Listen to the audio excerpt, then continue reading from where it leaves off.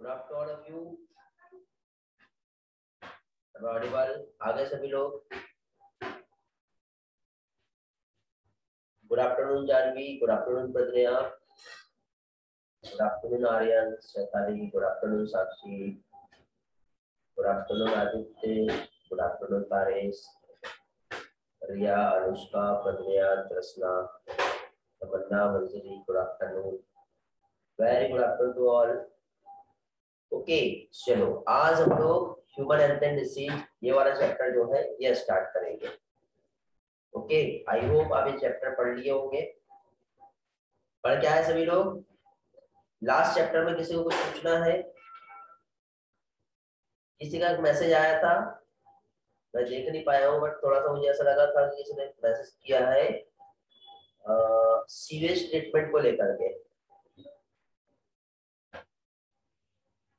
Okay, comment scene किया कि नहीं किया आइडिया नहीं है मुझे भी, बट मुझे ऐसा लग रहा है कि किसी ने मैसेज किया था।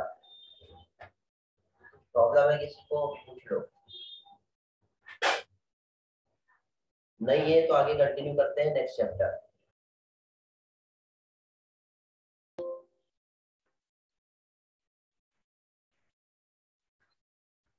स्टार्ट करें?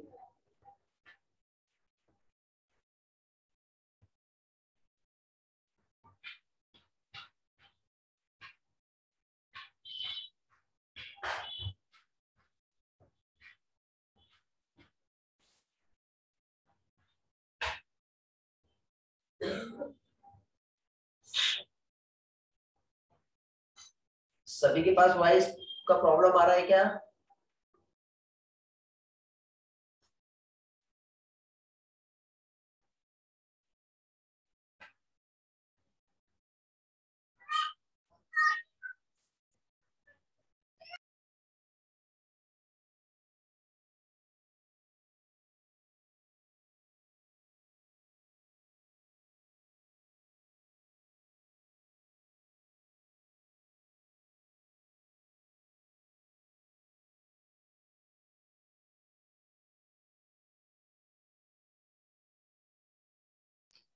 अभी देखेंगे, अभी सही है?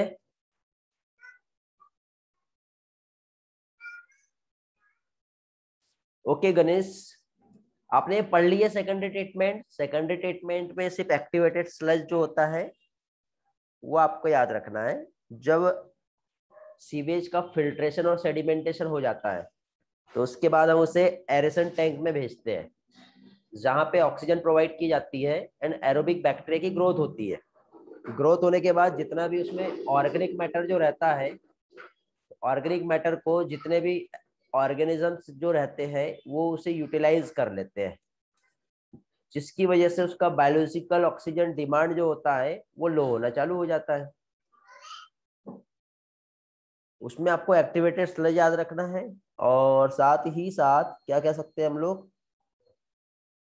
एक्टिवेटेड स्लज के अलावा एरोबिक प्रोसेस है तो एरेशन कंटिन्यूअसली वहां पे प्रोवाइड किया जा रहा है।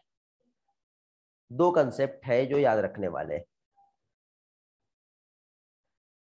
ओके, ठीक है गणेश, इसमें कुछ प्रॉब्लम रहता है तो मैं आपको पर्सनली फिर समझाता हूँ। अभी इस कंसेप्ट पे एक बार आप पढ़ के देखो, ठीक है? जो कंसेप्ट समझाया उसमें भी फिर कुछ प्रॉब्लम रहा तो अगेन पूछो।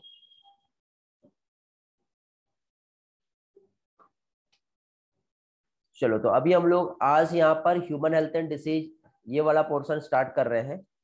अब आपको याद होगा कि मैंने लास्ट लेक्चर में ये कहा था कि मैं आपको ह्यूमन हेल्थ एंड डिसीज जो है इसमें सबसे पहले जो पोर्शन पढ़ाऊंगा वो इम्यूनोलॉजी वाला पढ़ाऊंगा। बट अभी हम इम्यूनोलॉजी आज चालू करते हैं तो कल संडे गैप आ जाएगा, मंडे हमारा क्लास होता नहीं है, ट्यूसडे पे बात जाएगी। 2 दिन के गैप के बाद इम्यूनोलॉजी का आधा पोर्शन आज होगा और फिर ट्यूसडे होगा, तो मजा नहीं आएगा, समझ में नहीं आएगा। इसलिए अभी हम लोग यहाँ पर क्या चीज, जो डिसीज वाला पोर्शन है टोटल थ्योरी पर बेस्ड है, इजी है, सिंपल है, ठीक है?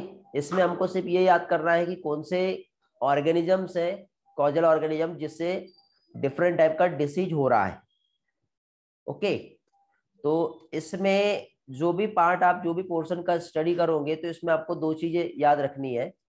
पहली चीज तो सबसे पहले आप जो भी डिसीज है उस डिसीज का नेम, ठीक है, क्या चीज, नेम ऑफ डिसीज, जैसे कि टाइफाइड एक डिसीज हो गया, ओके, तो या फिर अमेबियासिस जो है ये एक डिसीज हो गई। तो डिसीज का नाम आपको याद करना है। फिर डिसीज का नेम होने के बाद सेकेंड, ये डिसीज किससे हो रहा है, तो ऑब्वियसली कोई ना कोई जर्म्स है, कोई ना कोई बैक्टीरिया है। नॉट ओनली बैक्टीरिया, वायरस भी हो सकता है, नॉट ओनली वायरस, फंजाई भी हो सकती है, प्रोटोजोआ भी हो सकता है। तो यहाँ पे डिसीज के नेम के बाद जो कॉजल ऑर्गेनिज्म है, क्या चीज, जो कॉजल ऑर्गेनिजम्स है उसका आपको नाम मालूम होना चाहिए। जैसे कि एक एग्जांपल एक डिसीज का, जैसे कि सपोज एक डिसीज है टाइफाइड, तो टाइफाइड कॉज करने के लिए जो रिस्पॉन्सिबल होता है एक बैक्टीरिया रिस्पॉन्सिबल होता है। बट सिर्फ बैक्टीरिया लिख के खेल खत्म नहीं होता, कौन सा बैक्टीरिया है उसका नाम भी मालूम होना चाहिए। तो बैक्टीरिया का नेम क्या है, साल्मोनेला टाइफी। बेटा ये जो मैं राइटिंग कर रहा हूँ उसका स्क्रीनशॉट लेते रहेंगे, बिकॉज जितना भी आपको पीडीएफ जो मिलने वाला है इस चैप्टर में, ये यदि पीपीटी बेस्ड रहा तो पीपीटी वाला जो पोर्शन है वो आपको at the end of chapter मिलता है, आप जानते होंगे, ठीक है। तो ये वाला राइटिंग वाला भी आप साथ ही साथ क्या करना, स्क्रीनशॉट लेकर रख लेना। फिर जब मैं फाइनली लास्ट में आपको जब नोट्स प्रोवाइड करूंगा, पीपीटी पीडीएफ मिलेगा, ठीक है।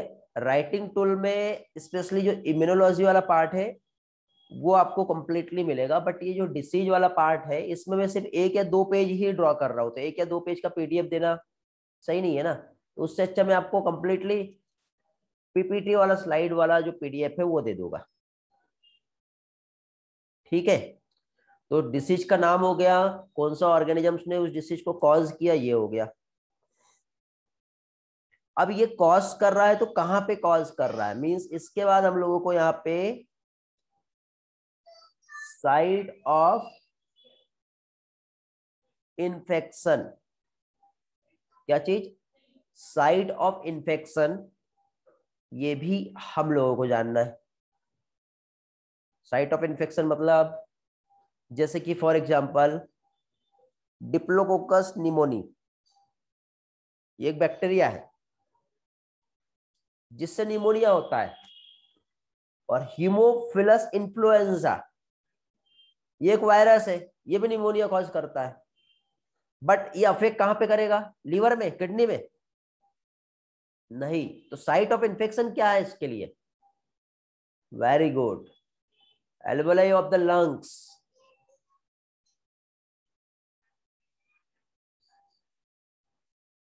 रियली बेटा अभी तक के कुछ भी नहीं, जस्ट इंट्रो स्टार्ट किया हूं, ह्यूमन हेल्थ एंड डिसीज अभी हम देख रहे हैं।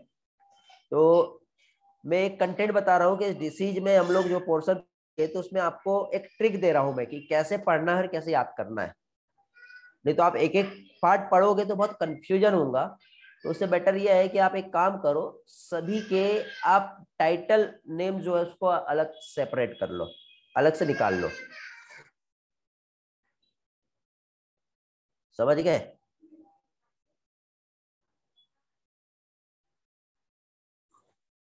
तो यहाँ पे डिसीज का नाम, जैसे हम टाइफाइड देख रहे हैं तो उसको कॉज करने वाला एक बैक्टीरिया है जिससे साल्मोनेला टाइफी कहते हैं। फिर साइट ऑफ इन्फेक्शन जैसे कि स्मॉल इंटेस्टाइन,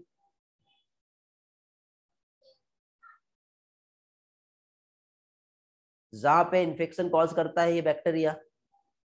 अब इन्फेक्शन हो तो गया, बट इन्फेक्शन के बाद कुछ ना कुछ सिम्टम्स मिलेंगे तभी तो हमें पता चलेगा कि क्या हो रहा है। अब सिम्टम्स के 3-4 टाइप के अलग अलग आते हैं, ठीक है, वो थोड़ी देर के बाद देख रहे हैं हम। अभी पहले टाइटल देख लो क्या क्या हमें पढ़ना है, क्योंकि सिंगल डिसीज का सिम्टम्स हमें नहीं देखना है, हमको अलग अलग डिसीज के भी सिम्टम्स देखना है।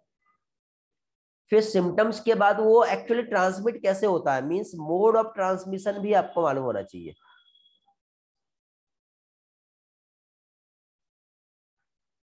अब मेजोरिटी ऑफ डिसीज में फीवर आता है, हेडेक होता है, किसी केसेस में वोमिटिंग होती है, ठीक है, किसी केसेस में साइक्लिक फीवर होता है, जैसे ठंड लगती है फिर बुखार आता है।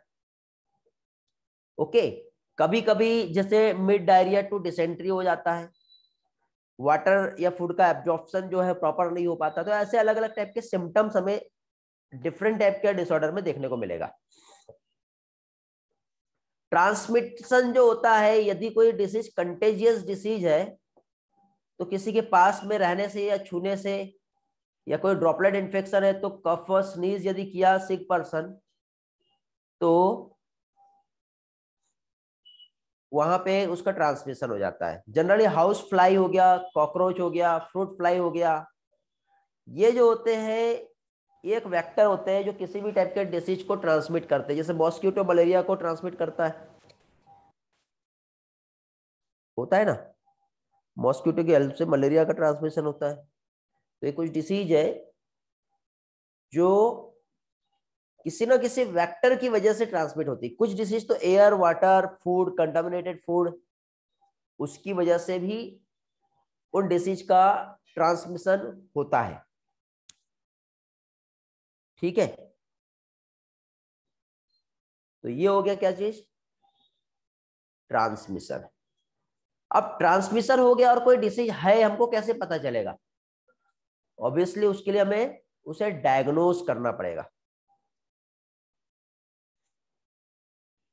तो डायग्नोसिस में जैसे स्पेशली हम टाइफाइड की बात कर रहे हैं तो एक लेबोरेटरी में एक टेस्ट होता है जिसे हम विडाल टेस्ट कहते हैं।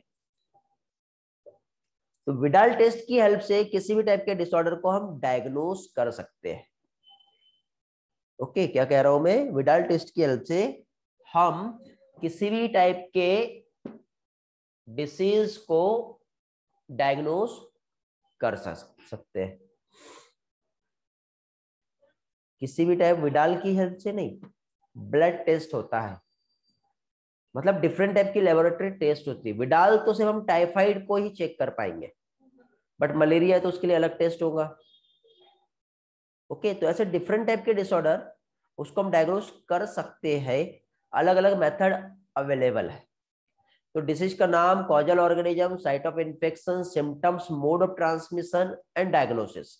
अब पता चल गया है कि अब डिसीज पर्सन को कौन सा है। तो डिसीज होने के बाद फाइनली अब हमें यहाँ पर नेक्स्ट जो जाना है सॉरी, वो रहता है उसका ट्रीटमेंट।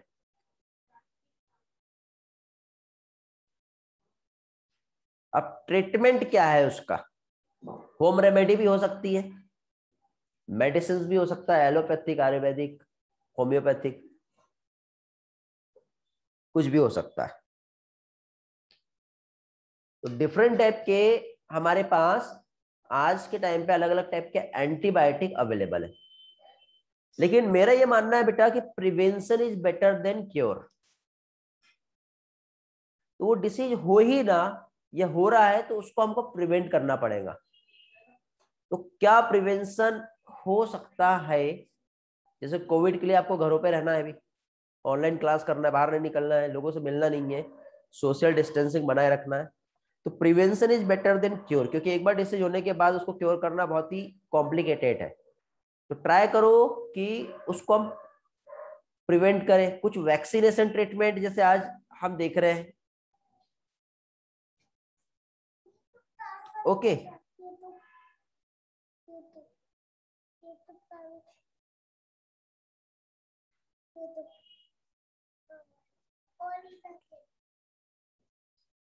ओके बेटा, तो ये जो है कुछ की पॉइंट्स मैंने आप लोगों के साथ अभी शेयर किया। स्क्रीनशॉट ले लेंगे इसका, हो गया।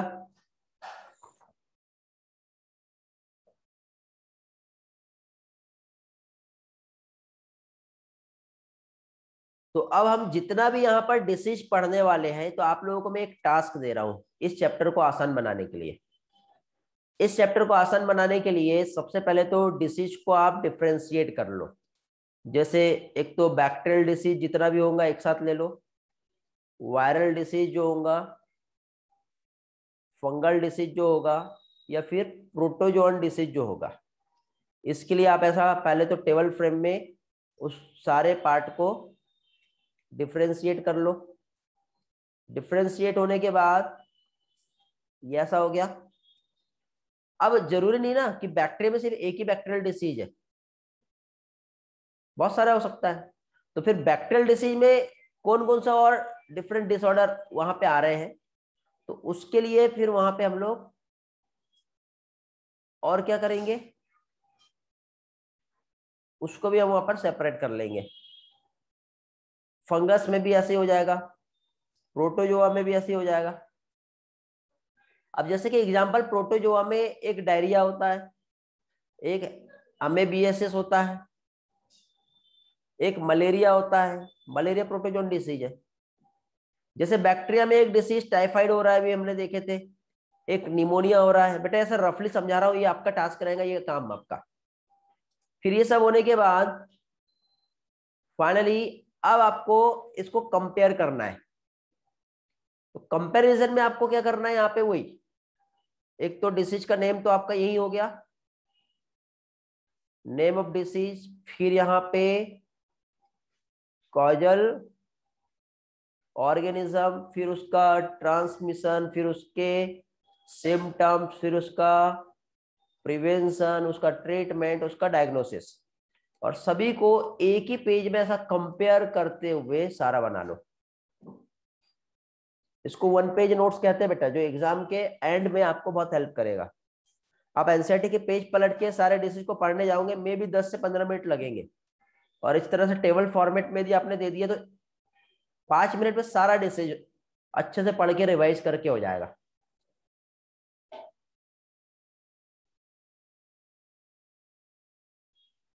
ओके।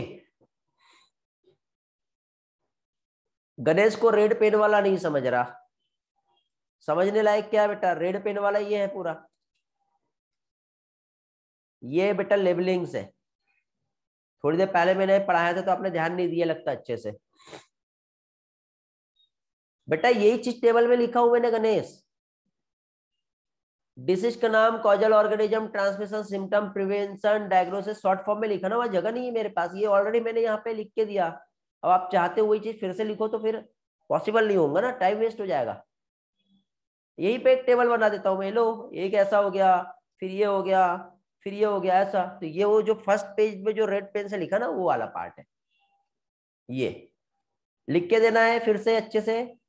बताओ, कैन आई राइट हियर और नो? समझ गया? ठीक है, चलो सभी को समझ गया ना? हाँ ठीक है बेटा। बाकी सभी के रिस्पॉन्सेस आ गए मेरे पास, जैसे अथर्व है, खुशी है, नंदनी है, चलो ठीक, ओके। तो अब ये एक कोर कंसेप्ट जो मैंने आप लोगों को इस चैप्टर में दिया बेटा, तो आज के इस चैप्टर का सबसे इंपॉर्टेंट पार्ट यही था। अब इसके बाद अब हम जो पढ़ेंगे वो टोटल थ्योरी रहेगी, जो हमको स्लाइड से पढ़ना है। अथर्व बेटा हम वहां पे पहुंचेंगे तब डिस्कस करेंगे, वेट करो। यदि वो आपके क्वेश्चन, आपके डाउट यहाँ पे क्लियर नहीं होते तो लास्ट में पूछो या फिर टेक्स्ट करो मुझे। तो फाइनली अभी हम ह्यूमन हेल्थ एंड डिसीज ये पोर्शन जो है अब हम यहाँ पर स्टार्ट कर रहे हैं। तो सबसे पहले तो बेटा डिसीज क्या होता है, फादर ऑफ मेडिसिन कौन है, ऐसे छोटे छोटे टर्म्स है वो हमें पढ़ना पड़ेगा। इसके लिए एक टर्म यूज होता है, जैसे कि हमारे बॉडी में बॉडी फ्लूइड होता है। जो बॉडी फ्लूइड होता है, जिसको ब्लैक बाइल भी कहते हैं, येलो बाइल भी कहते हैं, या फिर ब्लड हमारा एक गुड ह्यूमर होता है, तो जो बॉडी फ्लूइड है उसके लिए ह्यूमर टर्म यूज करते हैं। और ये ह्यूमर का यदि हमारे बॉडी में बैलेंस डिस्टर्ब होता है ना, तो उससे हमें किसी ना किसी टाइप का डिसीज हो जाता है। ओके, इसलिए येलो पित्त, काला पित्त ऐसे करके सजेस्ट करते थे पहले आयुर्वेद में। और एक और चीज, आयुर्वेद में जितने भी जो मिर्च मसाले होते हैं ना, उसका एक बहुत इंपॉर्टेंट रोल है। आप देखना, जैसे आयुर्वेद में जाते हैं और जब देखते हैं तो जैसे कि हल्दी की यदि हम बात करें, टर्मेरिक, टर्मेरिक की यदि हम बात करें तो उसमें बहुत सारा मेडिसिनल वैल्यू है, और डेली डाइट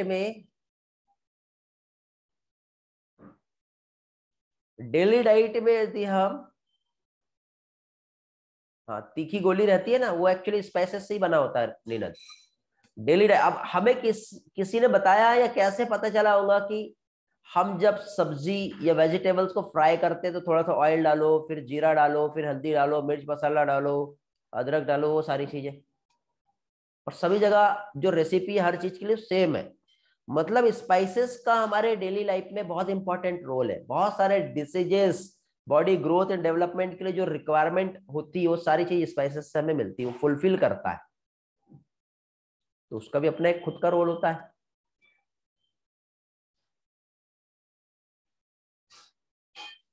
ओके, तो इस तरह से अकॉर्डिंग टू WHO हम लोग सबसे पहले हेल्थ का डेफिनेशन देखेंगे, क्योंकि यहाँ पे चैप्टर का नाम ही है ह्यूमन हेल्थ एंड डिसीज। तो पहले तो हेल्थ क्या होता है वो समझेंगे, फिर डिसीज क्या होती है वो समझेंगे, फिर डिसीज को हमारा खुद का बॉडी कैसे कंट्रोल करता है वो हम देखेंगे। तो WHO के अकॉर्डिंग हेल्थ जो होता है बेटा, complete physical, social, well being जो होता है, या मेंटल, हर तरीके से फिट होना चाहिए। Physical, mental, social, well being, आप फिजिकली फिट होना चाहिए, मेंटली स्ट्रांग होना चाहिए, सोशल रिलेशनशिप भी अच्छा होना चाहिए, नहीं तो बाजू वाले से झगड़ा कर रहा है और दिमाग में टेंशन है, उसको हम वेल बीइंग कहेंगे क्या? नहीं कहेंगे, समझे? फिजिकल, सोशल, वेल बीइंग जो है उससे हम हमारा हेल्थ कहते हैं, मतलब गुड हेल्थ, पर्सन हेल्दी है।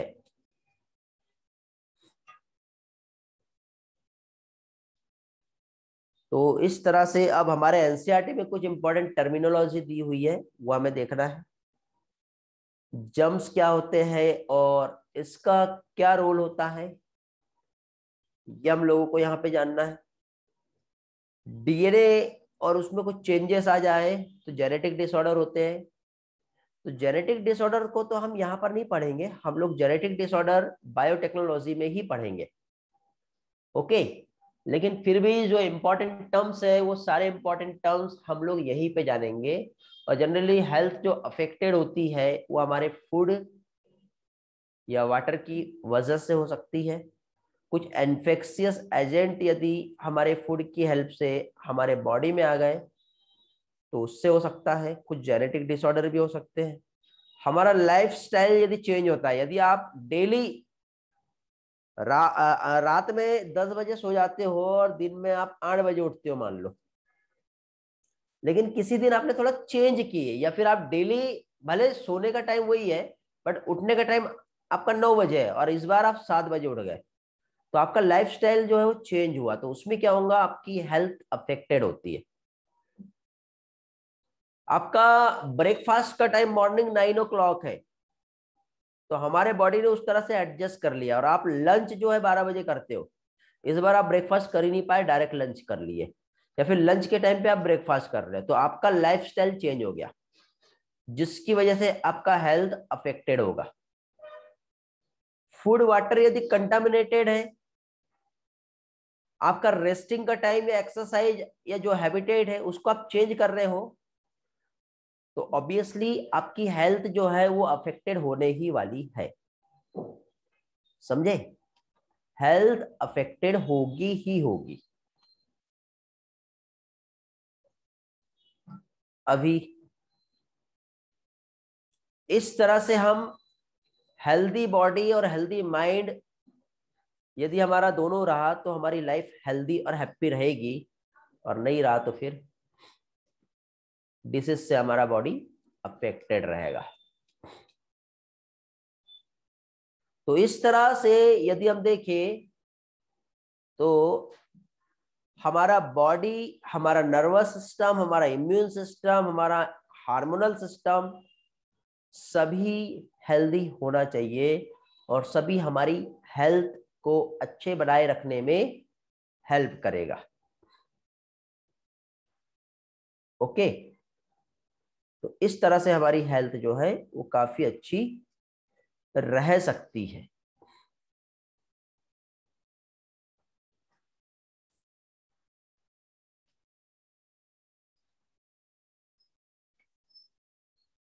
और यदि मान लो किसी भी ऑर्गन सिस्टम का फंक्शन कुछ चेंज हुआ तो हमारा बॉडी अफेक्टेड होगा, जिसे हम क्या कहते हैं, डिसीज कहते हैं। क्या कहते हैं हम लोग डिसीज कहते हैं। तो थोड़ा सा डिसीज को हम लोग देख लेते हैं बेटा। डिसीज एक इन्फेक्शियस एजेंट की वजह से हो सकती है, जैसे कोविड हो गया, जो एक पर्सन से दूसरे पर्सन के पास आसानी से चला जा रहा है। तो इस टाइप के डिसीज को हम इन्फेक्शियस डिसीज कहते हैं। एक होता है नॉन इन्फेक्शियस डिसीज, जो पर्सन टू पर्सन तो ट्रांसफर नहीं होती, तो वो हमारे जैसे डाइट की वजह से हो सकता है, हमारा लाइफस्टाइल की वजह से हो सकता है, हमारा जीन्स में गड़बड़ी की वजह से हो सकता है। तो उसे हम नॉन इन्फेक्शियस डिसीज कहेंगे। तो ऐसे डिसीज के जनरली 2 टाइप है, एक हो गया इन्फेक्शियस और दूसरा नॉन इन्फेक्शियस। अब इन्फेक्शियस डिसीज जनरली जो कॉज होता है, तो उसमें जो डिसीज कॉजिंग ऑर्गेनिज्म जो रहेगी उसको कॉमनली हम पैथोजन कहते हैं। पैथोजन में बैक्टीरिया भी आ सकता है, वायरस भी आ सकता है, प्रोटोजोआ भी आ सकता है, और क्या कहेंगे, हेलो, फंजाई भी आ सकता है। ओके, वॉर्म भी रहते हैं बेटा।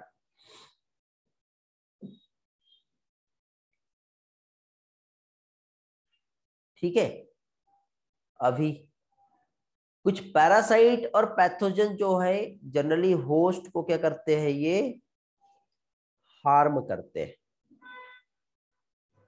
क्या करते हैं ये हार्म करते हैं। तो एक गुड ह्यूमर हाइपोथेसिस जो मैं थोड़ी देर पहले आपको एक्सप्लेन किया था, ब्लैक बाइल होता है एक, मतलब जो पित्त बोलते हैं ना,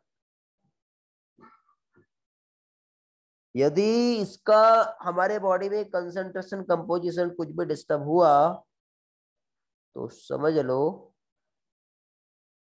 कि हमारी बॉडी अफेक्टेड हो गई। कुछ ना कुछ हमारे बॉडी को फिर क्या होगा, डिसीज हो जाएगा। क्या नहीं पता बेटा निनद, मैं भूल गया, मैंने कुछ पूछा था क्या?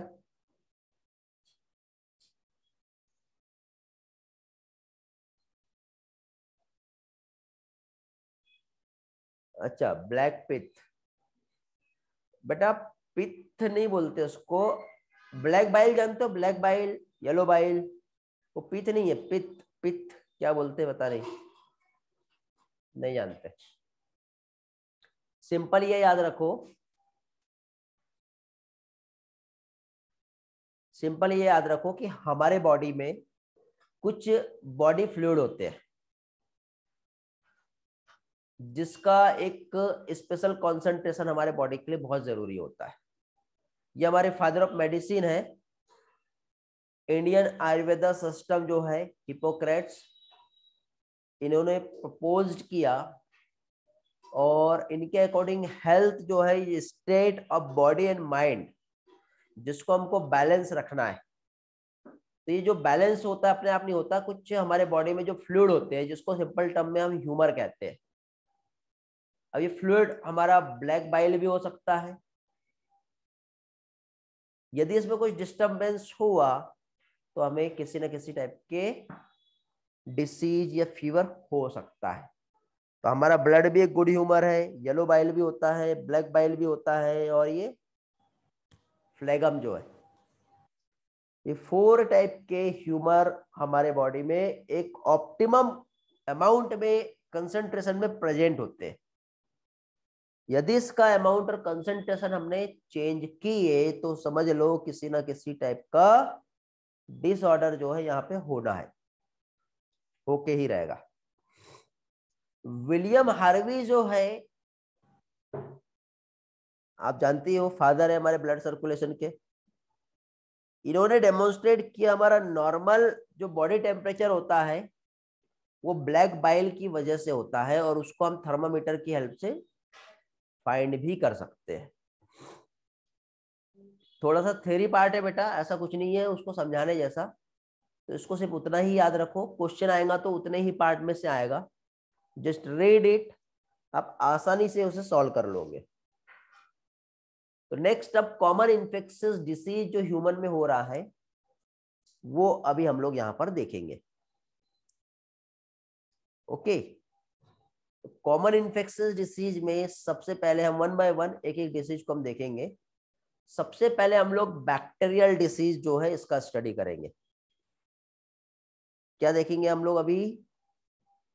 अभी हम लोग यहाँ पर बैक्टीरियल डिसीज क्या होता है वो हम जानेंगे, जिसमें सबसे पहले हम लोग टाइफाइड पढ़ेंगे, और टाइफाइड का थोड़ा सा एक डेमो मैंने इसके पहले भी आप लोगों का ले लिया।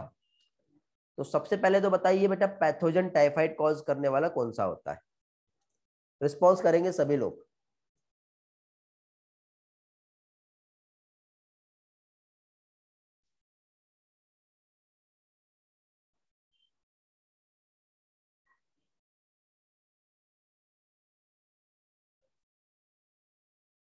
या सभी का रिस्पॉन्स नहीं मिला? रिस्पॉन्स करो जल्दी से। वेरी गुड, क्या चीज है? Salmonella typhi. ये एक पैथोजन है, कॉजल ऑर्गेनिज्म है, जिससे क्या होता है? टाइफाइड होता है। तो टाइफाइड कॉज करने वाला यदि पैथोजन आपसे पूछा तो क्या बताओगे आप लोग? Salmonella typhi. याद रखना है बेटा, इंपॉर्टेंट है। इस पे क्वेश्चन एग्जाम में डायरेक्टली आते हैं, डायरेक्ट क्वेश्चन आते हैं। इस बार आप लोगों ने एनसीईआरटी, इस बार नीट 2021 का एनालिसिस किए होंगे आपने, समझ में आ गया होगा। ओके, और बेटा जितने लोगों को डाउट था उन लोगों का मैंने कल एक एक्स्ट्रा सेशन रखा था, बट कल मैं थोड़ा बिजी हूँ तो कल आपका एक्स्ट्रा सेशन नहीं ले पाऊंगा, तो मैं उसको नेक्स्ट इसमें शेड्यूल करूंगा, और जो एक्स्ट्रा सेशन जो मैं आपका शेड्यूल करूंगा तो उसमें मैं आपको इन्फॉर्म कर दूंगा। ठीक है बेटा, तो कल आपका एक्स्ट्रा सेशन जो डाउट का है वो नहीं हो पाएगा, और जितने लोगों ने डाउट पूछे हैं उसको ही मैं लिंक प्रोवाइड करूंगा और उसे ही डाउट क्लियर कराऊंगा उसके। तो उसको मैं लिंक में भी मंडे प्रोवाइड करूंगा, और आपसे फ्री टाइम जो रहेगा कम्युनिकेट करके आपको एक टाइम स्लॉट दे दिया जाएगा। मे भी ये मंडे हो सकता है, मे भी वेडनेसडे हो सकता है।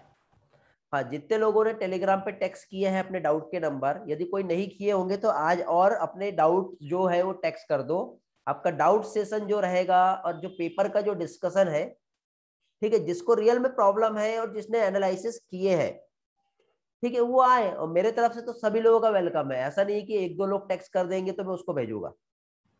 जितने स्टूडेंट है सारे के सारे भी टेक्स्ट कर दिए तो उसको भी लिंक भेज दूंगा मैं। मेरे लिए फिर थोड़ा आसान होगा, मैं डायरेक्ट ग्रुप में भेज दूंगा। बट आपके जेन्युइन वहां पे डाउट रहना चाहिए, ऐसा टाइम पास करना नहीं है हमको, नहीं तो आपका भी टाइम वेस्ट होगा, मेरा भी वेस्ट होगा। मैं ग्रुप में एक लिंक फॉरवर्ड करूंगा, आपको प्रेशर आएगा, पेरेंट्स भी बोलेंगे कि लिंक आई आप क्लास करो, आपको करना नहीं होगा और आपको मजबूरी में क्लास करना पड़ेगा। तो मैं ये नहीं चाहता बेटा कि आपका टाइम, इतना प्रेशियस टाइम आपका वेस्ट हो जाए। उस टाइम को आप कहीं और यूटिलाइज कर सकते हो। तो जेन्युइन आपके डाउट है, कुछ प्रॉब्लम है, कुछ नहीं समझा है, तो you can join doubt session, paper discussion also. If you have no any type of query,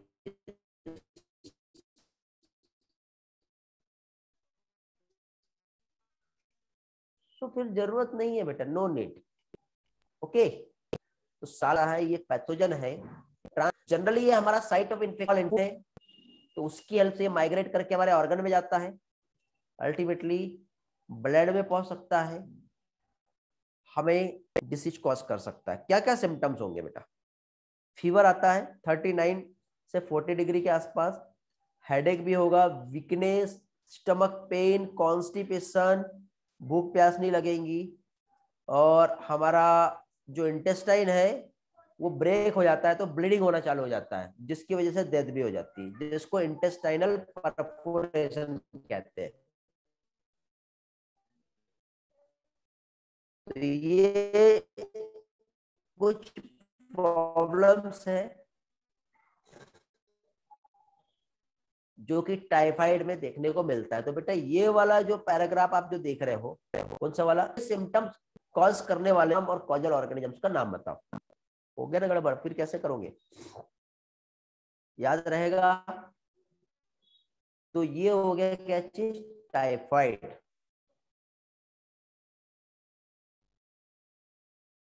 apatite means क्या होता है, गणेश पूछ रहा है, क्या कोई और जानता है एपेटाइट का मतलब क्या है?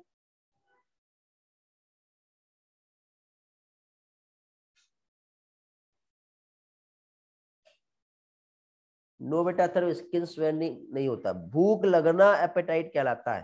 Hunger, loss of energy, wants to, need to food, loss of hunger कह सकते हैं।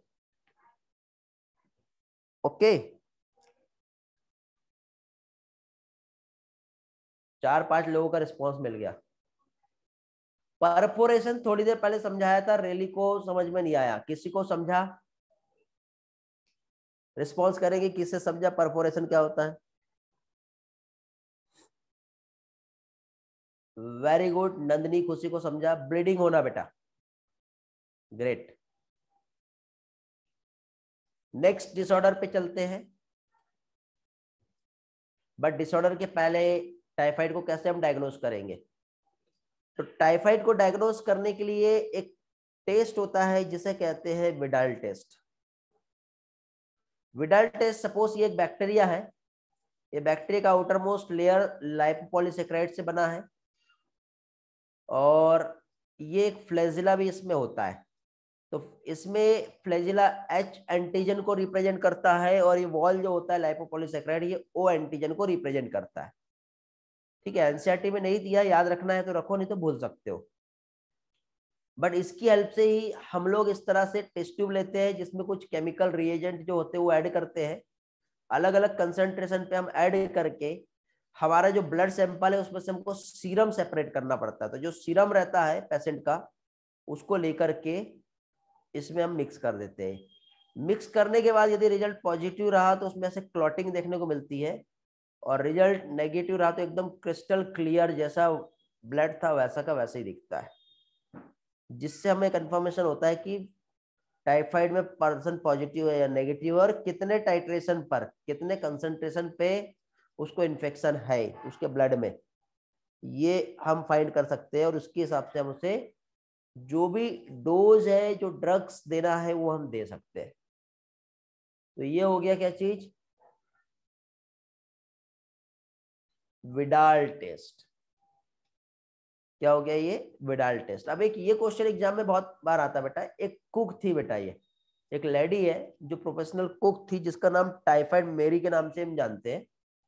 ये प्रोफेशनल कुक थी और टाइफाइड की कैरियर थी, कई सालों तक के इसने कंटिन्यू टाइफाइड को वर्ल्ड वाइड स्प्रेड कर दिए।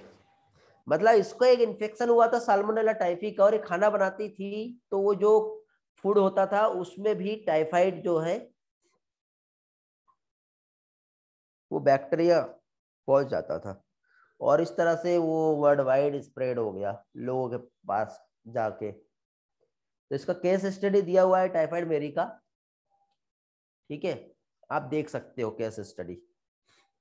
आपके एनसीईआरटी में सिर्फ इतना ही है, तो इससे ज्यादा मैं आपको कुछ और शेयर नहीं करूंगा, क्योंकि अब टाइम आ गया है कि हम लोग एग्जाम के फाइनल प्रिपरेशन में लग जाए। और एग्जाम के फाइनल प्रिपरेशन में लग जाए तो उसके लिए आप लोगों का ऑफिशियली हम लोगों ने यहाँ पे शेड्यूल किए हैं रिवीजन टेस्ट, और साथ ही साथ आपका शेड्यूल हो रहा है current syllabus test.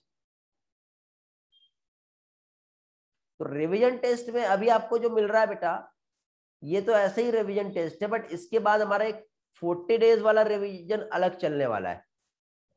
40 days revision में देखो 1 डे, 2 डे, 3 डे, 4 डे। आपको याद होगा पेरेंट्स मीटिंग में नितिन सर ने बहुत अच्छे से ये समझाया था कि पहला दिन, दूसरा दिन और तीसरा दिन, शुरू के 3 दिन आपको हम कुछ चैप्टर्स देते हैं पढ़ने के लिए। उसमें कोई डिफिकल्टीज है, किसी को कुछ प्रॉब्लम है तो वो आप हमसे पूछ सकते हैं। 4th डे आपका उस टॉपिक पे टेस्ट होता है, तो मे बी यूनिट 1 11th की और यूनिट 1 12th की, ऐसा दोनों मिला के ये 2 यूनिट का टेस्ट को पढ़ने के लिए हम लोग 3 दिन का टाइम देंगे और 4th डे आपका टेस्ट होगा। एक एक चैप्टर का अभी अब नहीं होने वाला बेटा, एक एक यूनिट का होगा, अब समय गया हो। तो इस चीज को आपको रेडी होने के लिए, इस जगह के रेडी के लिए अब आप लोगों को क्या करना है, रेडी हो जाना बेटा। ये अक्टूबर एंडिंग आपकी डेडलाइन है, दिवाली के पहले या दिवाली के बाद कभी भी हो सकता है बेटा। रिवीजन शेड्यूल आपका स्टार्ट हो जाएगा, तब तक के सिलेबस भी हमारा हो जाएगा। ठीक है, बायो का तो मैं पोर्शन कवर करा दूंगा क्योंकि हमारा अक्टूबर जो है ये हमारी डेडलाइन रहती है सिलेबस की। मिशन अक्टूबर करके चलता है हमारा डीडीएस में, और ऑलमोस्ट हो ही जाता है। और एक आधी कोई सब्जेक्ट में कुछ बीच में अटका भी ना तो वो एक्स्ट्रा टाइम लेकर के आपको कवर करा दिया जाता है। जैसे मान लो बायो का सिलेबस हो गया तो बायो के टाइम में भी फिजिक्स पढ़ लो आप, या केमिस्ट्री पढ़ लो, या फिर मान लो केमिस्ट्री का सिलेबस हो गया तो उसके टाइम में आप बायो पढ़ लो, जो भी पेंडिंग है। और नहीं भी हुआ तो रिविजन मोड में भी हम कवर करा देते। तो आपका सिलेबस टाइम पे अच्छे से होता है बेटा, कंटेंट के साथ कोई भी कंप्रोमाइज नहीं किया जाता, इस बात का आप लोग ध्यान रखोगे। तो मिशन अक्टूबर हमारा जो था वो हमने कंप्लीट किया। अब आपका टारगेट ये है कि इस टाइम के पहले तक के 11th और 12th का जितना भी पोर्शन अभी तक के आप लोग पढ़ लिए हो सबका रिवीजन कर लो, क्योंकि अभी हमने 11th का टेस्ट सीरीज तो लगा दिए, 12th में करंट सिलेबस का टेस्ट तो चल रहा है। यदि मैं इसमें और कुछ एक्स्ट्रा चैप्टर ऐड करता 12th के तो फिर इतना सारा आप पढ़ नहीं सकते थे।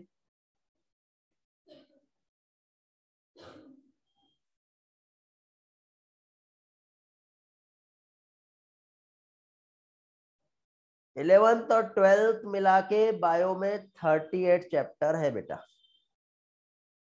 यानी आज से आपको 2 चैप्टर पर डे एनसीईआरटी पढ़ के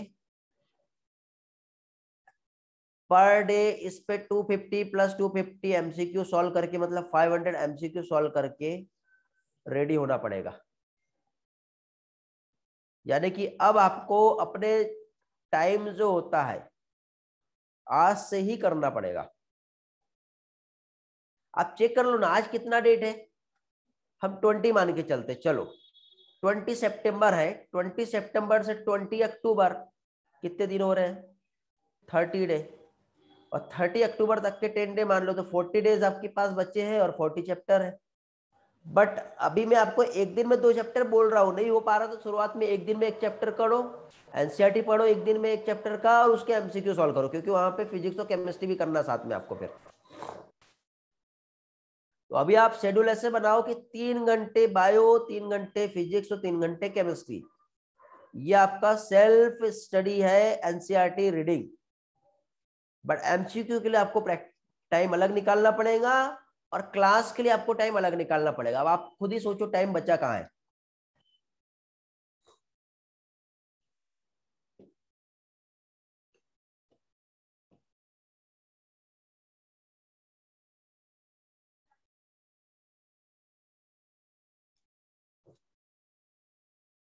बेटा अथर्व एमसीक्यू के क्वेश्चन लगा के हो गए ना, तो उसमें बहुत सारे क्वेश्चन ऐसे होंगे जो आपको अभी याद नहीं होंगे। एनसीईआरटी पढ़ो, एमटीजी सॉल्व करो, जितना भी मैंने जो टेस्ट लिया है हमारा यहाँ पे, जो बायो के जो जितने भी टेस्ट हुए हैं पर्टिकुलर चैप्टर पे, उसको अगेन रिवाइज करो। एमटीजी सॉल्व हो गया तो मास्टर एनसीईआरटी आता है, वो सॉल्व करो।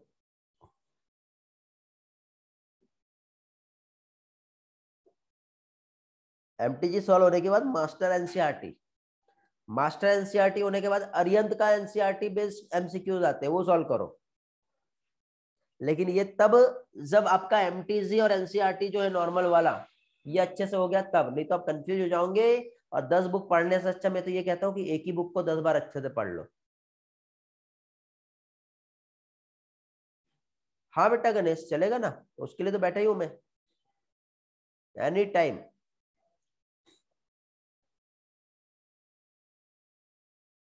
समझ गए? बड़े आगे।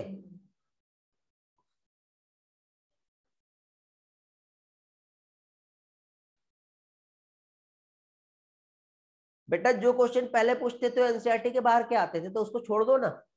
उसको पढ़ने जाओगे तो सिलेबस में नहीं है, फिर वो टाइम वेस्ट करा देगा आपका और आपको डिस्ट्रैक्शन हो जाएगा, पढ़ाई नहीं होगी, डिमोटिवेट हो जाओगे आप।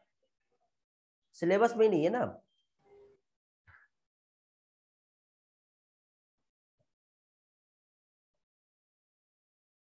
बेटा जो अक्टूबर में टेस्ट सीरीज होगा ना उसमें पढ़ना आपको है, पूछना आपको है, आपके जो डाउट रहेंगे क्लास में मैं रहूंगा, बट आपको जो पूछना है वो आप पूछ पाओगे बस। ऐसा फिर से सारा नहीं पढ़ाया जाएगा। आप ये सोच लो ना बेटा, 2 साल की चीजें 3 दिन में हम पढ़ाने बैठेंगे, एक ही चीज को पढ़ाने जाओ छोटे से टॉपिक को कितना टाइम लगता है? पॉसिबल ही नहीं है। जिसके जिसके जो डाउट डिफिकल्टी रहती है वो पढ़ाया जाता है सिर्फ। और डाउट डिफिकल्टी ऐसा नहीं है कि कुछ समझा या नहीं समझा हम खुद मेहनत नहीं करेंगे हर चीज सर से पूछेंगे, ऐसा नहीं करना है बेटा। ऐसा करोगे तो आप अपना और मेरा दोनों का टाइम वेस्ट करोगे। जेन्युइन डाउट जो रहते हैं ना वो पूछना है, और स्पेशली बायो में आप जेन्युइन डाउट ही निकाल के लाइए, नहीं तो फिर आप अपना टाइम वेस्ट करो। क्योंकि 1 घंटे यदि मेरे से डाउट सेशन में आप क्वेश्चन पूछ लिए तो उस टाइम पे आपके पास इतना टाइम ही नहीं रहता। आपने अपना 1 घंटे जो सेल्फ स्टडी रिवीजन के लिए दे सकते थे वो टाइम वेस्ट कर दिए फिर आपने। तो ऐसा बिल्कुल नहीं करना है, समझे? चलो तो ये टाइफाइड मेरी का आपको समझ में आ गया होगा क्या है। बैक्टीरियल डिसीज हम देख रहे हैं। Next pneumonia causal organism already समझा दिया था मैंने। इन्फेक्शन जो है साइट ऑफ ऑर्गन लंग्स, जो कि स्पेशली एल्वेलाई पे अफेक्ट होता है इस डिसीज में। डिप्लोकोकस निमोनी और हीमोफिलस इन्फ्लुएंजा एक वायरस है और एक बैक्टीरिया है जिससे डिसीज होता है। जनरली इस डिसीज में एल्वेलाई में कुछ फ्लूइड जो है वो बहुत जाता है, जिसकी वजह से रेस्पिरेशन में बहुत ज़्यादा प्रॉब्लम होती है। निमोनिया को लेकर के आपके एनसीईआरटी ने ज़्यादा कुछ नहीं कहा है। स्ट्रोफिला स्ट्रेप्टोकोकस निमोनी और हीमोफिलस इन्फ्लुएंजी, इतना ही आपको याद रखना है। मोड ऑफ ट्रांसमिशन की यदि हम बात करें तो मोड ऑफ ट्रांसमिशन जो होता है क्या कह सकते हैं हम लोग? पहली चीज तो इनहालिंग द ड्रॉपलेट या एरोसोल्स, मतलब एयर में जितने भी पार्टिकल्स प्रेजेंट है वो इन्फेक्टेड पर्सन से यदि कुछ शेयर किया तो वो क्या होता है? ट्रांसफर हो जाता है। फिर उसके बाद यदि हम उसके टॉवेल हो गया, एसेसरीज हो गया, पेन हो गया, या किसी भी टाइप की ऐसी चीजें हम यदि शेयर करते हैं तो भी ये जो डिसीज है वो क्या होती है? ट्रांसमिट हो जाती है। सिम्टम्स में रेस्पिरेटरी प्रॉब्लम होगा, बुखार आता है, ठंडी लगती है, कफ होता है, हेडेक होता है। लिप्स और फिंगर्स और नेल्स जो है ग्रे टू ब्लूइश कलर में भी कन्वर्ट हो सकते हैं। तो ये जो है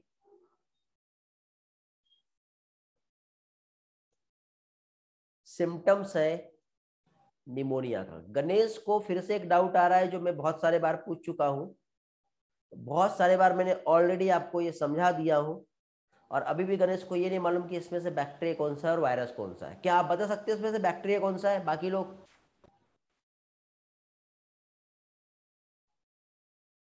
इसमें बैक्टीरिया कौन सा आएगा और वायरस कौन सा आएगा?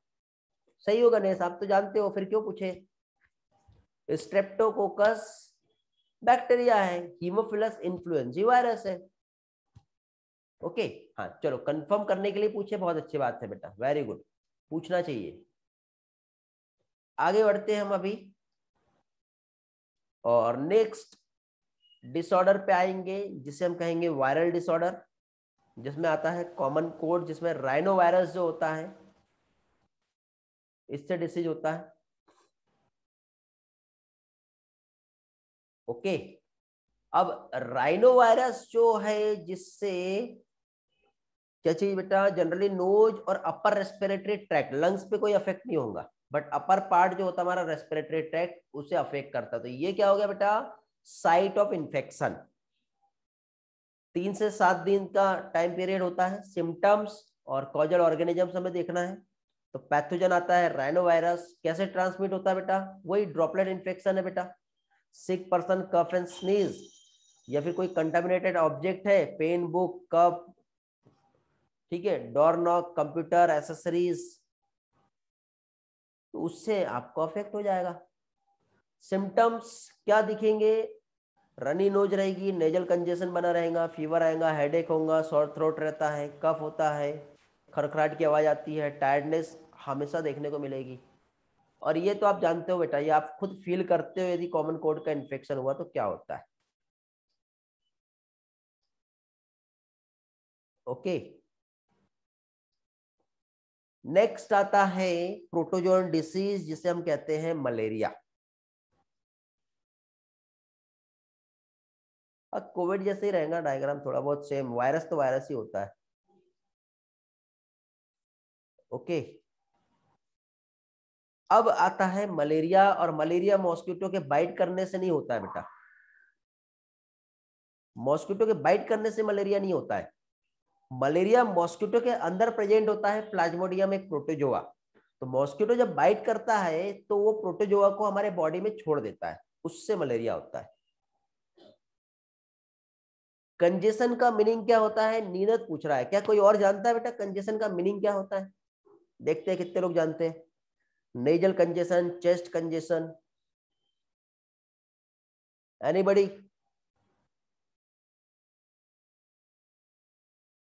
ब्लॉकेज। नेजल कंजेशन क्या होता है बेटा? Very good. देखो हमारा जो नोज, थ्रॉट या चेस्ट रीजन, इसमें किसी एयर पासेस का ब्लॉकेज हो गया, कफ वहां पे जमा हो गया, तो उसको हम कंजेशन कहते हैं। टेम्परली ब्लॉकेज जो होता है ना, तो वो कंजेशन कहलाता है। ओके, तो कॉज करने वाला जो ऑर्गेनिजम्स है, जो मलेरिया कॉज करता है, वो है प्लाज्मोडियम की स्पीसीज। 4 स्पीसीज होती है बेटा।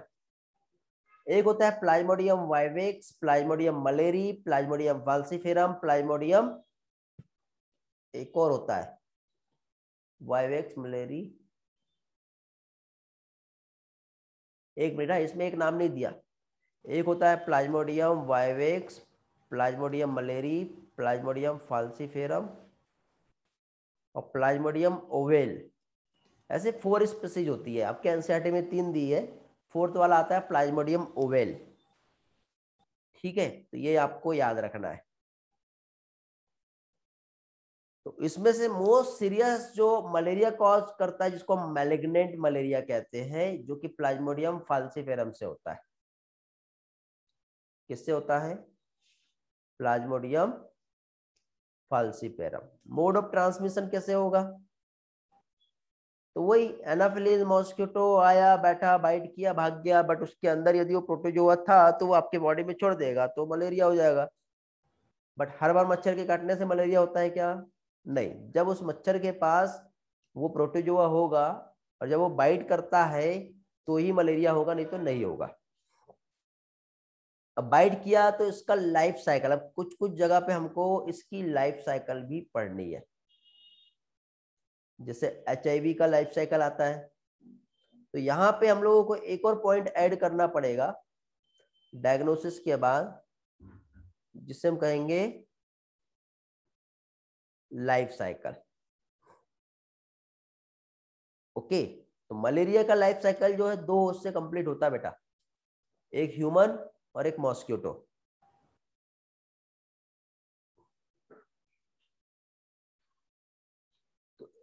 ह्यूमंस में असेक्सुअल रिप्रोडक्शन होता है प्लाज्मोडियम का, और मॉस्क्यूटो में प्लाज्मोडियम का सेक्सुअल रिप्रोडक्शन होता है।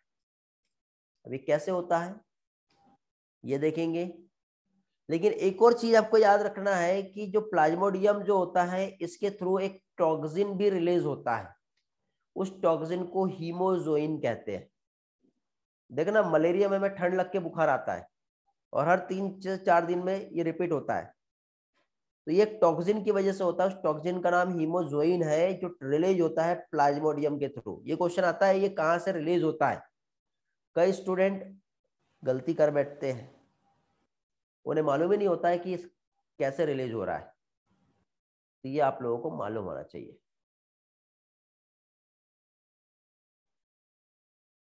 ठीक है, प्लाज्मोडियम जो रिलीज हो रहा है, रिलीज कर रहा है हीमोजोइन, उससे ठंड लग के बुखार आएगा। तो थोड़ी देर पहले प्लाज्मोडियम का लाइफ साइकिल समझा रहा था मैं आप लोगों को। मॉस्किटो आया, बाइट किया,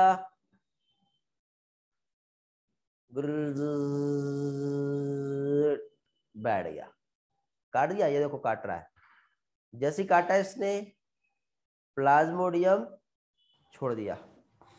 सबसे पहले आरबीसी को अफेक्ट करेगा और फाइनली आरबीसी के बाद हमारे लीवर में जाता है। दोनों भी जगह ये असेक्सुअली ग्रो करता है, रैपिडली मल्टीप्लिकेशन होता है इसका, और थोड़ी देर में बहुत सारी प्लाज्मोडियम की स्पीसीज यहाँ पे फॉर्म हो जाएगी।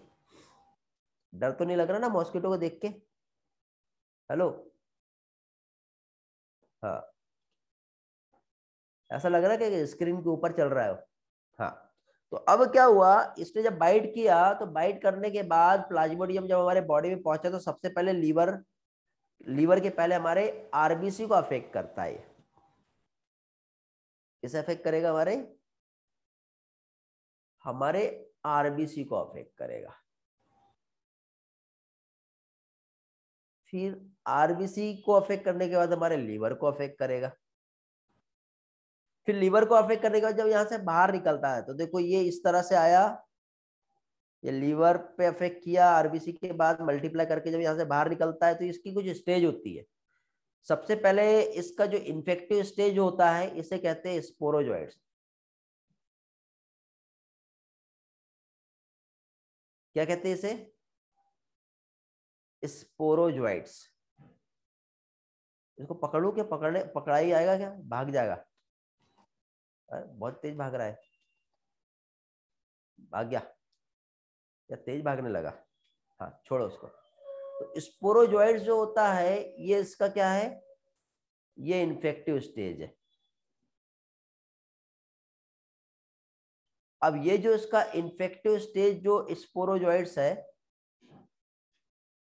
ये जैसे हमारे लीवर में जाके मल्टीप्लाई करता है और यहां से जब रप्चर करके बाहर निकलता है लीवर सेल को तो मीरोजोइड्स में कन्वर्ट हो जाता है।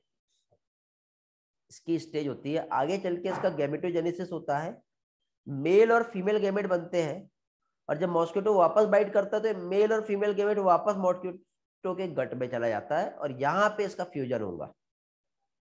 तो मॉस्किटो के गट में उसका क्या होगा? फ्यूजन होगा। हाँ, इसमें फीमेल एनाफिलिस मॉस्किटो ही रहता है बेटा, हर मॉस्किटो नहीं। तो देखो लाइफ साइकिल प्लाज्मोडियम का अभी हम लोग यहाँ पर देखेंगे। प्लाज्मोडियम की जो लाइफ साइकिल यहाँ पर है,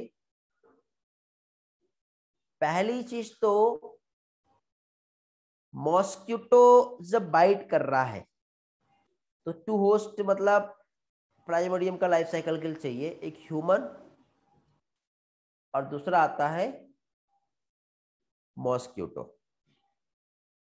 ओके, पहला आएगा ह्यूमन और दूसरा जो रहेगा वो रहेगा क्या चीज? मॉस्किटो। तो देखो अभी जैसे ही मॉस्किटो ने बाइट किया किसी ह्यूमन को तो स्पोरोजोइड्स जो कि एक पैरासाइट्स है जो उसकी बॉडी में गए, बॉडी में जाके ब्लड तक के पहुंचे, असेक्सुअल रिप्रोडक्शन हुआ, आरबीसी में अंदर जाकर के असेक्सुअली ग्रो किए, देन ब्रस्ट हुआ आरबीसी, देन ब्लड से रिलीज हुआ, फिर आरबीसी से बाहर निकला। जब ब्रस्ट होती है आरबीसी उस टाइम पे हीमोजोइन जो है वो रिलीज होता है। फिर साइकिल ऑफ फीवर जो है, अदर सिम्टम्स देखने को मिलते हैं। फिर वहीं पे गैमेटोजेनेसिस होता है। इसी टाइम पे देखो आरबीसी और लीवर दोनों के साथ प्रोसेस हो रहा है, गैमेट्स बने, फीमेल मॉस्किटो ने सक किया, गैमेटोसाइट्स जो थे वो फॉर्म हुए थे उसको लिया, फिर उसका फर्टिलाइजेशन होता है मॉस्किटो के गट में, एंड फिर से वो मेच्योर हुआ, स्पोरोजॉइट्स बना, अगेन फिर माइग्रेट करेगा। तो इस तरह से यहां पर ये जो है लाइफ साइकिल होता है किसका, प्लाज्मोडियम का। तो अभी नेक्स्ट डिसऑर्डर हम यहां पर देखेंगे जिसे हम कहते हैं प्रोटोजोन डिसीज, जिसे हम कहेंगे अमेबियासिस, अमेबिक डिसेंट्री। ये प्रोटोजोआ से होता है amoebic dysentery. Entamoeba histolytica causal organism है, एक पैथोजन जो इस डिसीज को कॉज करता है। इस तरह से दिखाई देता है बेटा। ये ट्रांसमिशन जो होता है इसका वही कंटामिनेटेड फूड और वाटर की हेल्प से, हाउस फ्लाई जो होता है एक मैकेनिकल कैरियर है, ठीक है, ये फीसेस या से फूड और वाटर में ट्रांसमिट करेगा उस जर्म्स को, और यदि हमने खाए तो हमें हो जाएगी डिसीज। जनरली इस डिसीज में constipation, abdomen pain, cramps, stool with excess mucus और ब्लड, ठीक है, बहुत सारा ब्लड और म्यूकस के थ्रू यहाँ से बाहर निकलता है ये इस तरह से, ये प्रॉब्लम देखने को मिलती है। तो ये जो है ये क्या कहलाएगा बेटा, ये कहलाएगा सिम्टम। स्वयं साहू है क्या क्लास में, अनुज साहू है क्या क्लास में, कल नहीं थे आप, अभी हो क्या, रिस्पॉन्स भी नहीं आ रहा है, नहीं है, कहाँ गए ये, 2-3 दिनों से क्लास में ही नहीं है। चलो ठीक है, ओके, आगे बढ़ते हैं। और नेक्स्ट एक और डिसीज है जिसे हेल्मिंथस डिसीज कहते हैं। क्या कहते हैं, हेल्मिंथस डिसीज। ये वॉर्म है बेटा, एस्केरियसिस, फाइलेरियसिस आपने नाम सुने होंगे, वुचेरिया बेनक्रॉप्टिस है, फाइलेरियसिस होता है, एस्केरियसिस ल्यूब्रिकोइड्स एक वॉर्म है, उससे एस्केरियसिस होता है। मेल और फीमेल वॉर्म अलग अलग दिखाई देते हैं। तो ये इंटेस्टाइनल पैरासाइट है, एस्केरिस लिखा है यहाँ पे, एस्केरिस ल्यूब्रिकोइड्स, ल्यूम्ब्रिकोइड्स, ये इसका फुल नेम है, एनसीईआरटी में नहीं दिया, याद रखेंगे। ट्रांसमिशन भी इसका मिट्टी, वाटर, फूड जो है कंटामिनेटेड रहा, फ्रूट्स वेजिटेबल्स। तो जनरली इस पैरासाइट के एग जो है वो हमारे बॉडी में आते हैं, और हमारे बॉडी में आने के बाद ट्रांसमिट हो जाते हैं। सिम्टम्स इसमें जनरली इंटरनल ब्लीडिंग होती है, मस्कुलर पेन होता है, एनीमिया, इंटेस्टाइनल पासेस ब्लॉक हो जाता है, जिससे पर्सन का डेथ भी हो सकता है। तो ये कुछ सिम्टम्स है इस डिसीज के जो जनरली देखने को मिलते हैं। फाइलेरियसिस को एलिफेंटेसिस भी कहते हैं। वुचेरिया बेनक्रॉप्टी और वुचेरिया मलाई जो है दो कॉजल ऑर्गेनिजम्स है जिसकी हेल्प से ये डिसऑर्डर होता है, और इसका ट्रांसमिशन जनरली ये लिम्फेटिक सिस्टम जो होता है वहां पे अफेक्ट करता है, जिससे हमारा लेग्स में स्वेलिंग देखने को मिलती है। एक क्यूलेक्स मॉस्किटो होता है, यदि बाइट कर ले तो डायरेक्टली हमारे लिम्फेटिक सिस्टम में ये पहुंच जाता है वॉर्म, तो हमारे लिम्फेटिक वेसल्स के थ्रू जनरली हमारे लोअर लिम्फ्स में पहुंचेगा, और क्रोनिक इन्फ्लामेशन लोअर लिम्फ्स में देखने को मिलता है, और कई सालों तक के हमारे लिम्फ्स में जेनिटल ऑर्गन्स में रहता है, और कुछ इस तरह की कंडीशन जो है देखने को मिलती है। समझे बेटा। तो ये जो डिसीज है ये है फाइलेरियसिस। एक है रिंग वॉर्म फंगल डिसीज,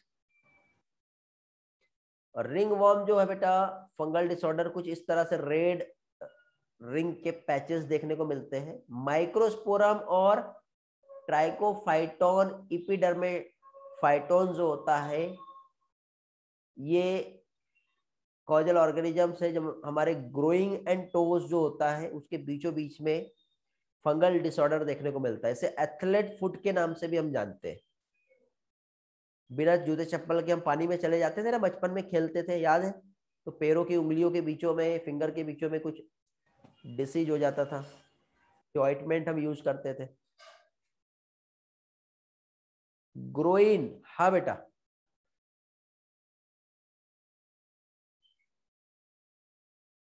हाँ बेटा करो। ट्रांसमिशन इसका वही है कि इन्फेक्टेड पर्सन के आप पास में भी गए, उनके यूज किए वाले चीजों को यूज भी किए ना, तो फंगस बहुत जल्दी ग्रो करता है। और बीच बीच में तो ऐसा पस्ट्यूल्स भी देखने को मिलते हैं। प्रॉपर हैंड वॉश नहीं करेंगे और यहाँ पे हाथ लगा के बॉडी में कहीं और लगाओ ना, तो भी फैल जाता है। क्लोज कांटेक्ट भी रहा इन्फेक्टेड पर्सन के तो भी हो जाता है। बहुत खतरनाक होता है ये। सिम्टम्स में ड्राई स्केली लेसेस देखने को मिलेंगे, इचिंग होता है नेल्स में, स्कल्प में, ठीक है, बहुत ज्यादा। और देखो कितनी गंदी कंडीशन हो गई है। हेड रीजन पे भी होता है।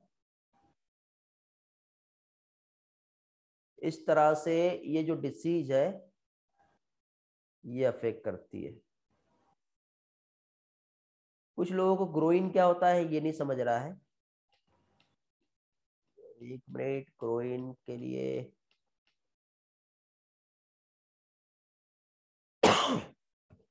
देखो बेटा, ये जेनिटल ऑर्गन है।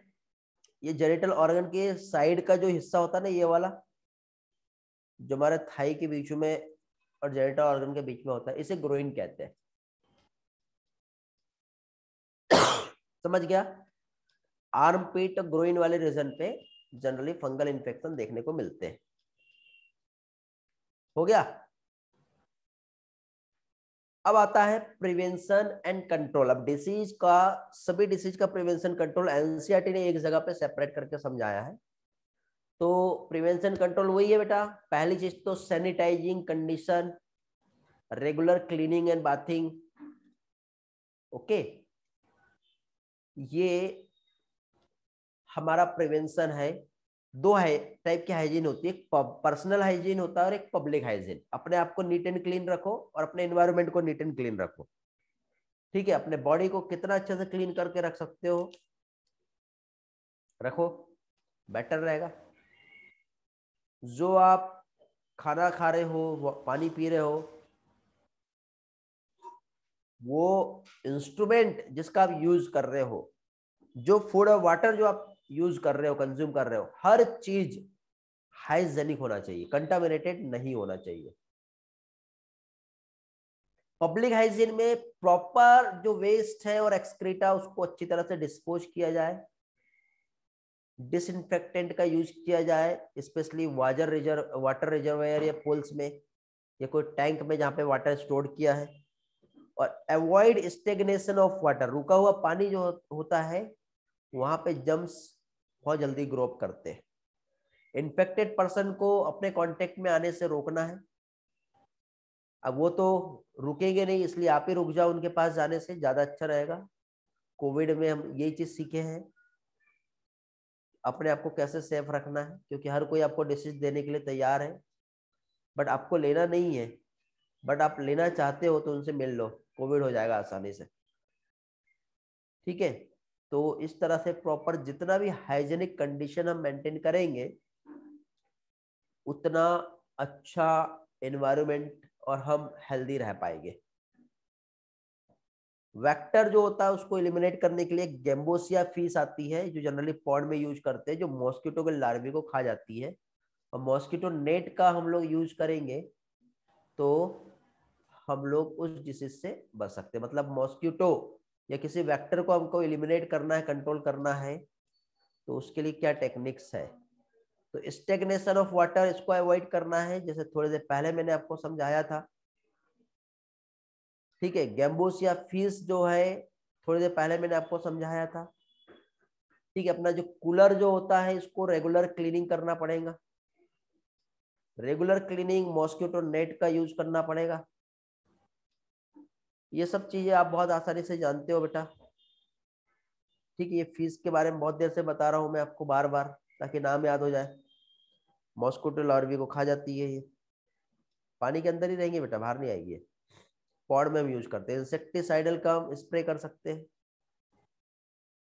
ड्रेनेज एंड स्वैम्प ये यूज कर सकते हो। ओके, डोर और विंडो को आप नेट लगा लो ताकि मॉस्किटो घर में नहीं आए। मैश, वायर मैश जो होता है ये लगा लो, मॉस्किटो घर में नहीं आएंगे तो हम तो सेफ रहेंगे ना।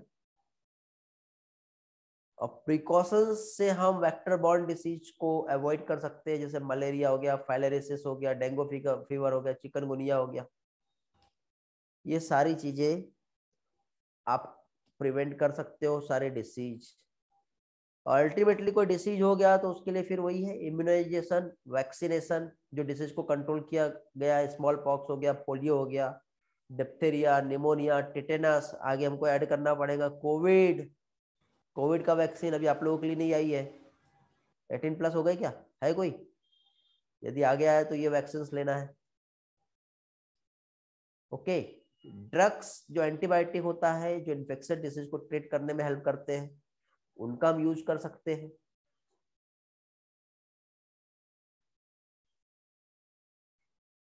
ठीक है बेटा। कितना अच्छा बच्चा है ना, कितने शांति से डॉक्टर को देख रहा है, इंजेक्शन लगा रहा है। कभी आपने लगाया हो क्या ऐसे?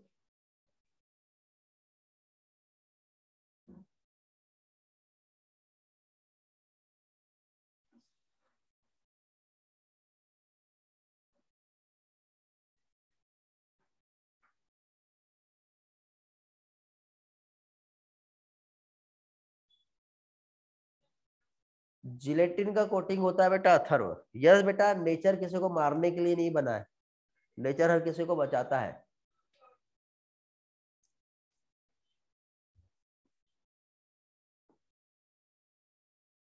बेटा कई लोगों ने इस क्वेश्चन का आंसर मुझे नो लिख के भेजे। जिलेटिन है वो डिजॉल्व हो जाता है बेटा। कई लोगों ने नो लिख के भेजे। मुझे बताओ, आपको अपनी बात याद है या आप किसी और को देख के नो बोल रहे हो?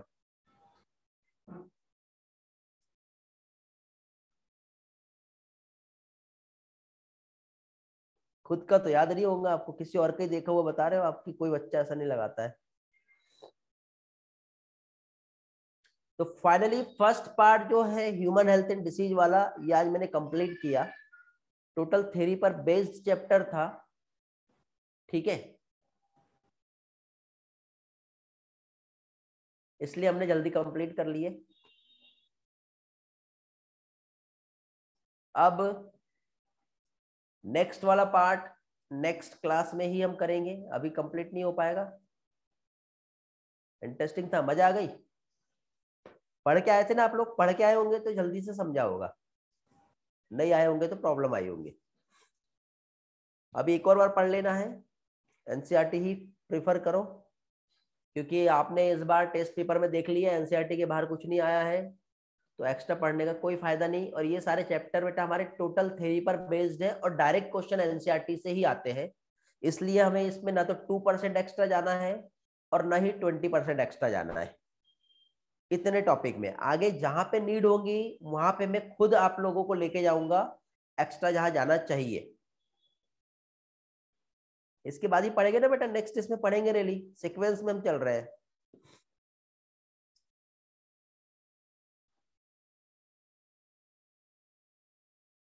मे बी नेक्स्ट संडे होगा, अभी तो नहीं होगा। आपको मिल जाएगा, नोटिफिकेशन में आ जाएगा सब।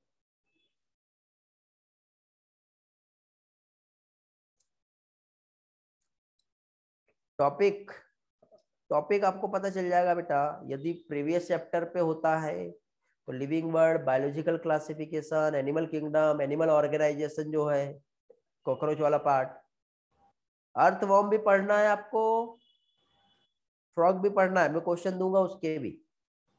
जैसे मैंने इस साल जो रिपीटर बैच का टेस्ट लिया था, मैं आपको क्वेश्चन पेपर दिखा सकता हूँ, या कोई भी आपके रिपीटर बैच वाले स्टूडेंट होंगे तो उनसे आप प्रैक्टिस जो कराया हूं ना मैंने पेपर में, तो उनको मैंने अर्थवॉर्म का प्रैक्टिस लिया हुआ, आप देख सकते हो।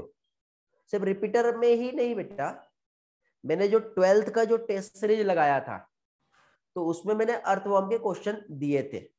एक रिपीटर में एक स्टूडेंट थी हमारी निकिता, उसने मुझे पूछी थी कि सर आपने अर्थवॉर्म के क्वेश्चन क्यों दिए जब सिलेबस में नहीं है। तो मैंने उससे कहा था कि बेटा देखो, मुझे लगा कि इस बार ये आ सकता है इसलिए मैंने दिया। चॉइस आपकी है, आपको पढ़ना है या नहीं पढ़ना है, बट मैं ये चाहता हूँ कि जो क्वेश्चन मैं प्रोवाइड कर रहा हूँ आपको, आप वो एक बार पढ़ लो। एग्जाम में आ गया इस बार, आया कि नहीं? यदि आपको ये गलत लगता है तो आप उठाइए पेपर, या कोई कांटेक्ट में होगा कोई पर्सन तो उसमें देखो, जो टेस्ट सीरीज हुई उसमें अर्थवॉर्म पे क्वेश्चन दिया हूं मैंने, तो आपको भी दूंगा मैं, पढ़ो आप लोग भी। आगे जाके फ्रॉग देगा, कंफर्म है। इस बार अर्थवॉर्म आया तो आगे फ्रॉग आएगा, इस बार कॉकरोच आया तो अगले बार कॉकरोच शायद ना आए, बट अर्थवॉर्म और फ्रॉग दोनों पे क्वेश्चन पूछ ले, ऐसा भी हो सकता है। तो आप लोग रेडी रहो बेटा, ठीक है।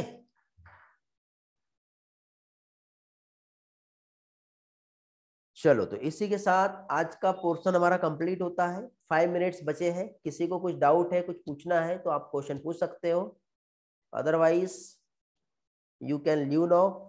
Bye bye, take care. बेटा मेरे पास पीडीएफ नहीं है, आपको मार्केट से ही परचेस करना पड़ेगा।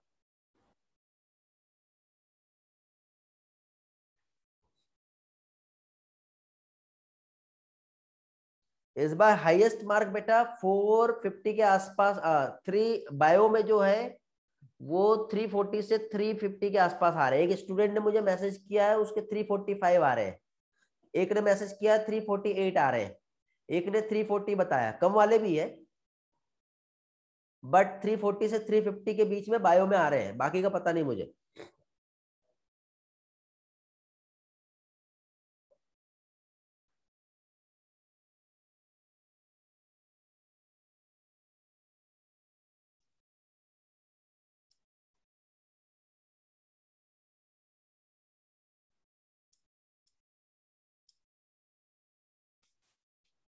बहुत ज्यादा फर्क नहीं होता है बेटा अथर्व, मे बी वो फाइनल जो आंसर की आएगी उसमें वो क्या करेक्शन लेते हैं, कुछ अपडेट लेते हैं, उस पर डिपेंड करेगा। बट अभी जो कोचिंग इंस्टीट्यूट की जो आंसर की आई है उससे जब चेक किया तो स्टूडेंट यही कह रहे हैं कि इतना स्कोर उन लोगों ने लेके आए हैं। तो बायो तो अच्छा हुआ, बट मुझे ऐसा लग रहा है कि दूसरे सब्जेक्ट उनके उतने अच्छे नहीं जा पाए। रीजन ये था क्योंकि उनने अपनी गलती भी एक्सेप्ट की है, क्योंकि वो आशीष सर से बायो फिजिक्स नहीं पढ़े, वो बीच में भटक गए थे रास्ता, इसलिए उनके साथ प्रॉब्लम आई। आशीष सर से यदि वो फिजिक्स पढ़े होते तो वो बिल्कुल टॉप करते थे फिजिक्स में।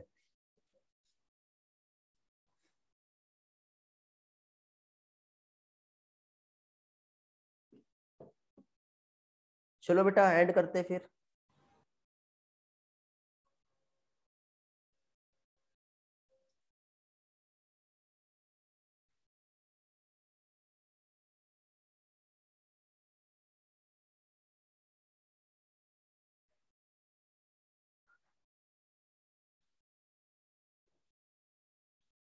चलो बाय बाय।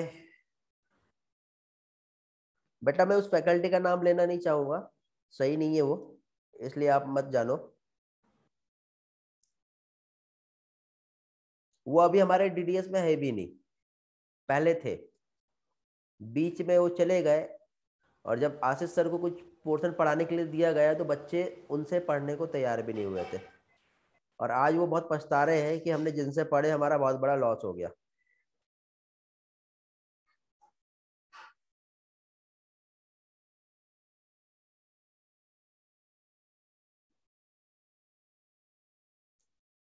चलो बाय बाय, थैंक यू।